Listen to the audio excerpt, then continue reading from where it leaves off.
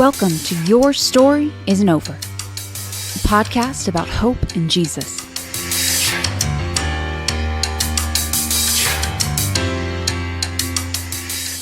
I just felt the Lord saying, I put you on this earth to do music, and I told you that 11 years ago. Right. And I want you to take a leap of faith. Long story with this one. So 17, I found out growing up, the guy, my brother's dad, who I grew up knowing as my biological father, was not my dad. And just like any family, there is abuse, neglect, there's addiction, issues that happen.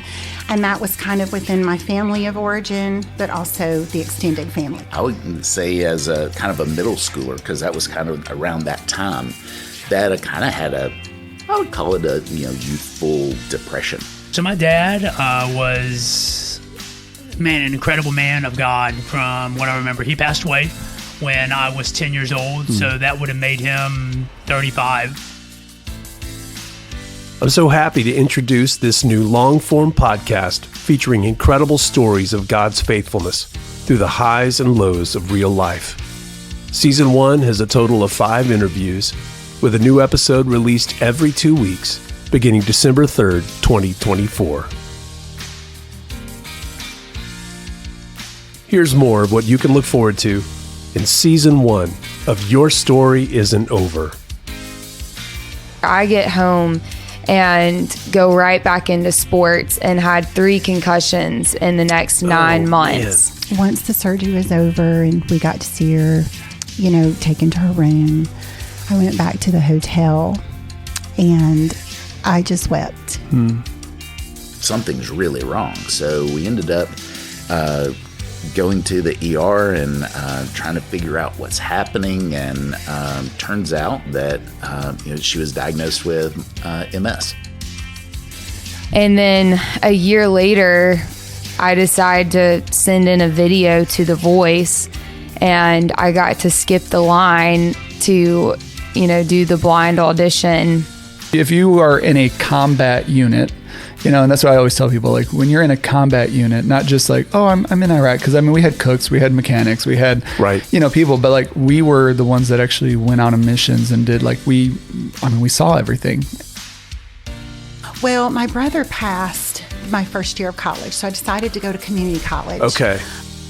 So that was just neat to have people in my life right then, right the moment that I didn't make it, say, there's no telling what's next. And you just got to keep going. And the moment I closed my eyes, when I pushed down the gas, we got blown up. And had that diagnosis. And next day went for a CAT scan that confirmed it. And then 2 weeks later, I'm in the oncologist office talking treatment plans and what we needed to do. And they felt like God was calling them out, calling them away, which was a huge shock to Christine and I. I was bawling. It's like the Holy Spirit. I felt the Holy Spirit say, I'm with you. Wow. Stop looking at the world to bring the things to you. I am the one that gives you everything. I had to get to this place of, I want you, Father, more than I want healing, restoration, my reputation restored, whatever is going on, whatever is hurting. I just want you. Really, for me, I know where I'm going. So I know God's got a plan. But my God will supply all my needs according to his riches and glory. And how true, how many times do we sit there and think I got to do all these things for God to show up, when it's no, it's good. I serve a God that loves me. He wants the best for me. It's good. When you hear people's stories, it's an example of his faithfulness. And, I think that's why I got to the point to share it in full, because it's not my story, it's his story that he just happened to pick me to use. And reminded myself, and that I've told people all throughout life, that there is never a moment in your life where God will not be faithful.